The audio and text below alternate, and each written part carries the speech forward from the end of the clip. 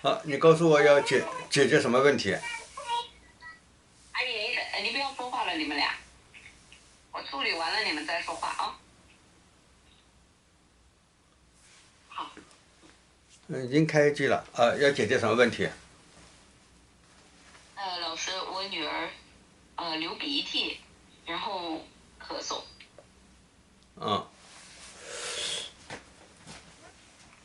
我就看到一个像六号的一个大雕像的一个画面呢，六号的一个大雕像的画面啊。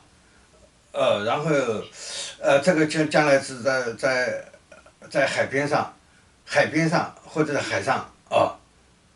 海边上或者在海上，所以呢，海边上的话呢，没什么遮挡物啊。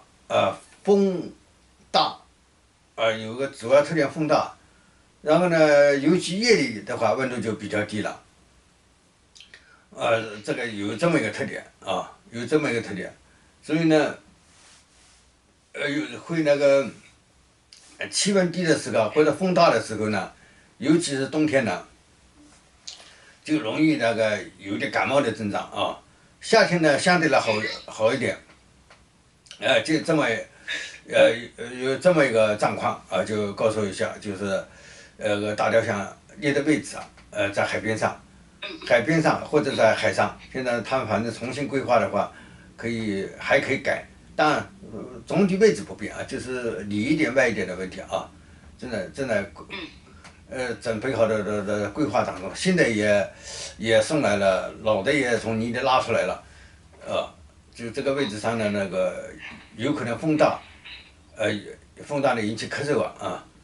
然后那个然后呢，尤其气温低呢，有可能引起流鼻涕什么之类的这个症状啊。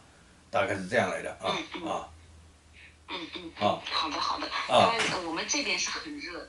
我知道。对，他是传这么一个消息。